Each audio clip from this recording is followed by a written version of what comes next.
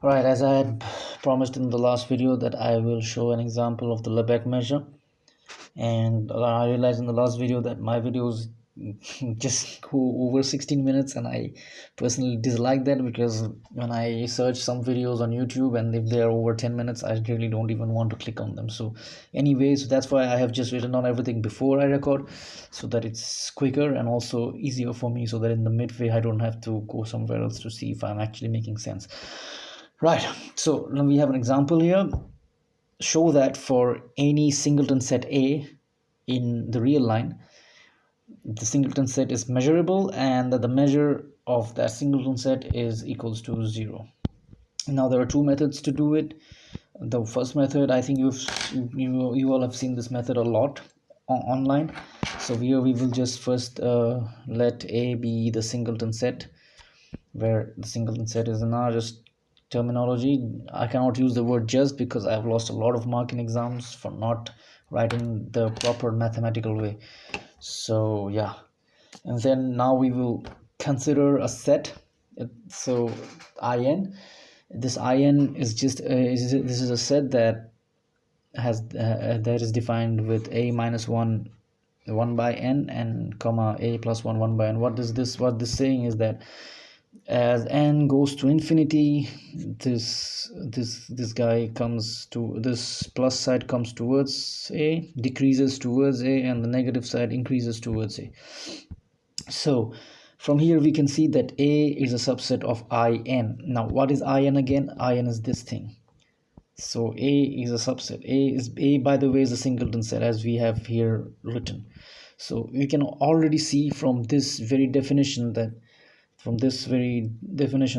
a is actually a subset of the of in for all n in n. And now the length of in. Now again, I mentioned in the previous video the Lebesgue measure is all about measuring length.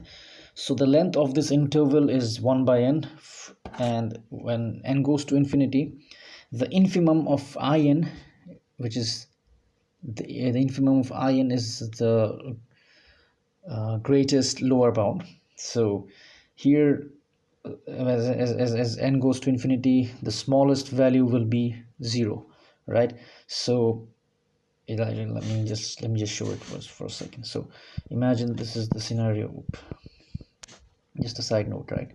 So yeah, 1 plus 1, and then it's 1, and then the next one is 1 by 2, this is half, 1 by 3, 1 by 4, so on and so forth. And this is when n goes to infinity, it's obviously you can see that this is heading towards 0. So that's why the infimum here, the lowest possible value in this set, it will be 0.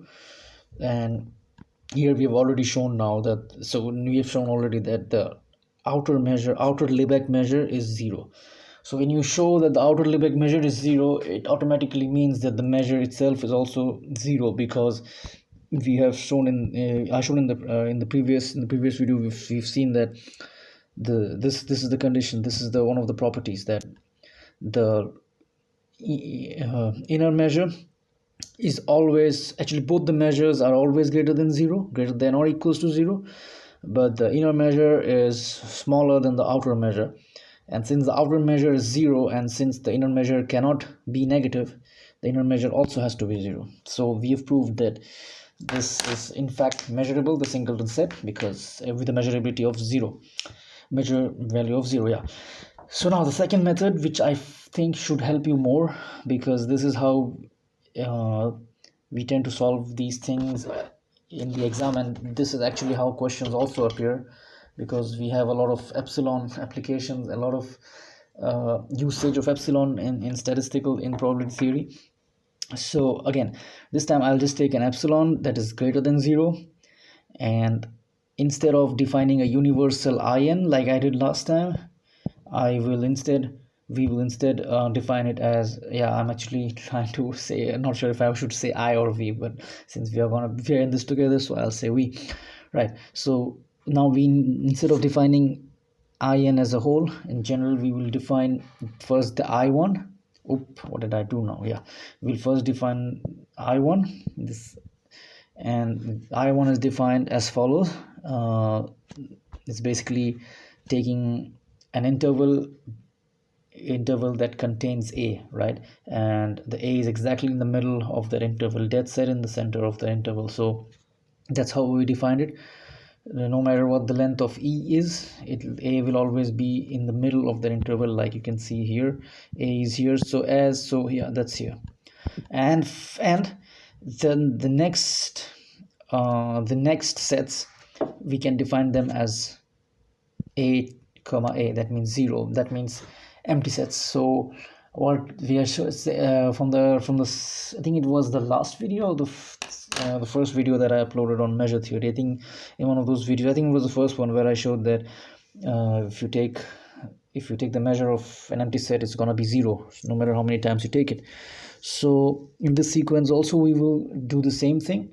We will take the other sets as to be the empty set. So only the first set contains a, the rest they don't. This is an empty set. They do I mean, I cannot use the word contain because it's just a singleton set right there, so there is no such singleton set contains itself. So you could say that a contains itself there, but it's generally 0 because a minus a is 0. That's what Lebesgue is working with length. A minus a is 0, right?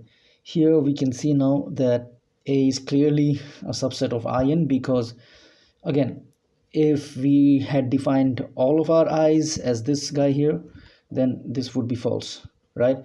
But since we use this thing here, this has now some weight. This a is inside or a subset of in, and this automatically also means that no matter how many unions we take of the i's, like from 1 to infinity, right? So from if we take the union of I1 and I2 and I3 and so on, we will of course find a in that union, right? Because a is in one of them, so it should be in the union of them as well. Remember, union is an or operator. So now, as you can see, we can, from here also we can automatically see that this is already proven, just the final few steps. Now the measure, the outer measure of a is less than or equals to the outer measure of the unions of I. What this is trying to say is that, I'll just draw it here on the side so that's easier. Right, so let's say this is an a. Oh, this is an a, and these are i's. Okay, another color would be better here. These are i's, a lot of i's, right? So what this is saying is that when you take the measure of the i's, which is, again, I'm gonna shade it, this is the measure of the i's, right?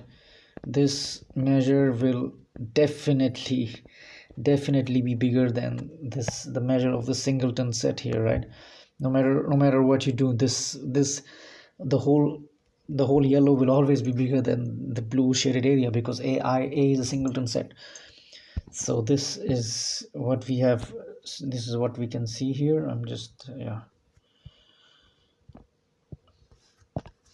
So now, anyway, from here on we can write the next step. Yeah, it seems as though whenever I make videos I have visitors.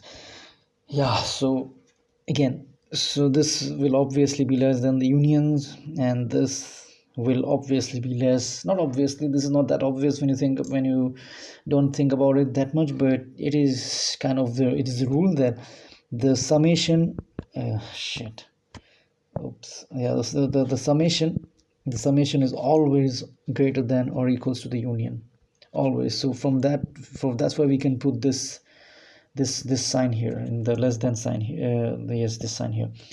And from here on it's easy to see now, from in all of this this guy is the biggest, right? So if we can show that this is 0, automatically all of this becomes 0. So that's what we set on doing here.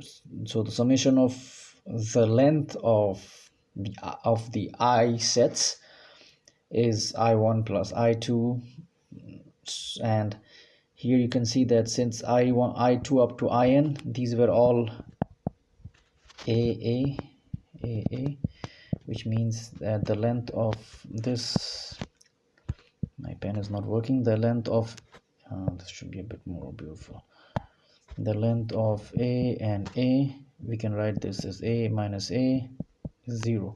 So these are all zeros here. Now of course, if these are all zeros, then what remains is the epsilon. And so for any epsilon that's greater than 0, we have this, the measure of the outer measure of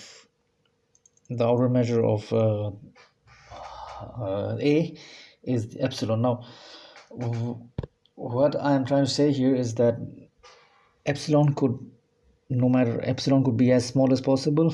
Epsilon is not 0, however, and epsilon can be very very very infinitely small but not 0.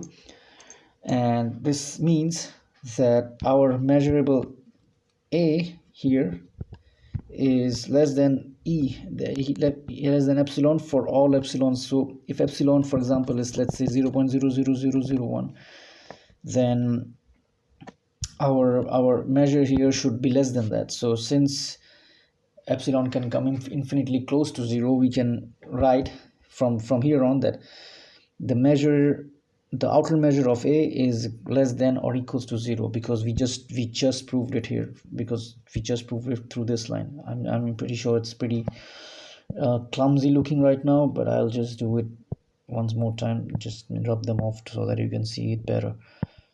Right, so as you can see from, oh, come on, yeah, as you can see from here, right, we just proved that this guy is equals to epsilon for all epsilon greater than 0.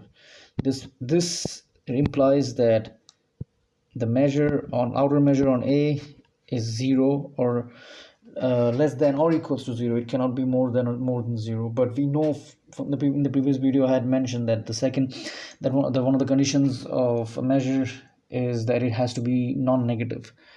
That means it has to be greater than or equals to 0. So when you combine 1 and 2, we